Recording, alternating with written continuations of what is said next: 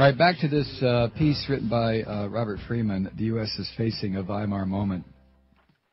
And he's referring to what happened in Germany after World War I. And now he brings us up to what is happening here. Thanks to Republican policies of massive debt and shipping jobs abroad, the U.S. has technically become a colony of China. It exports raw materials and imports finished goods, together with the capital to make up the difference. Should the Chinese decide not to lend the trillions of dollars the U.S. is begging for, the U.S. economy will implode, plummeting onto itself in a World Trade Center-like collapse that will leave dust clouds circling the planet for decades. Notwithstanding the destruction inflicted on the economy by Republican policies, the most devastating breakdown is in the intellectual foundation on which right-wing economic ideology itself is premised. Free market doctrine, the secular religion of right-wing America, is in utter, irretrievable shambles. One of the most lofty tenets on which free markets are premised is their claim for themselves that they are efficient.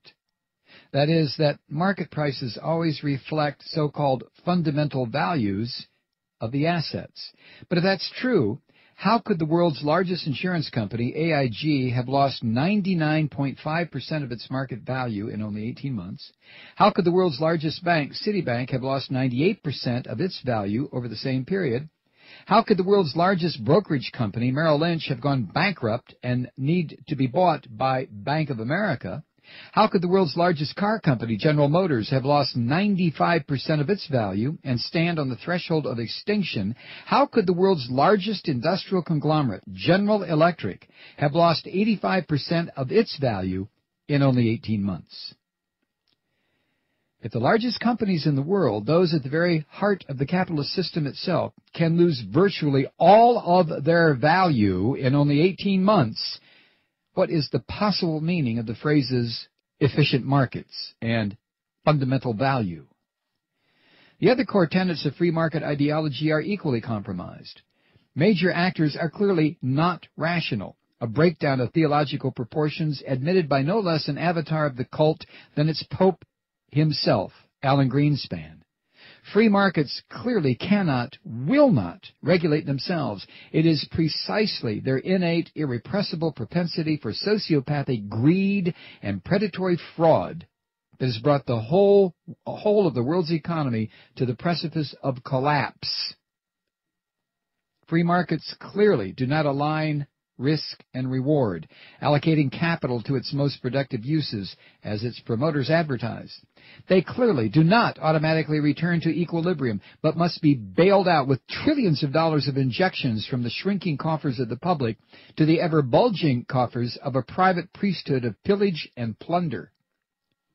And perhaps the greatest indictment of all, one going back to its primeval roots in Adam Smith's 18th century opus, The Wealth of Nations, the unrestrained behavior of self-interested individuals clearly, manifestly, does not coalesce as if by an invisible hand to the greatest good for the greatest number.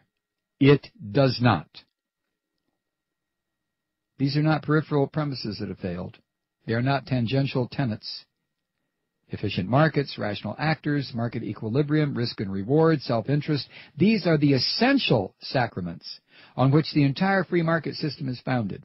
They are in tatters. And it isn't that any one of them has been discredited by the glaring, merciless force of events. All of them have been. All of them together. And all of them at the same time.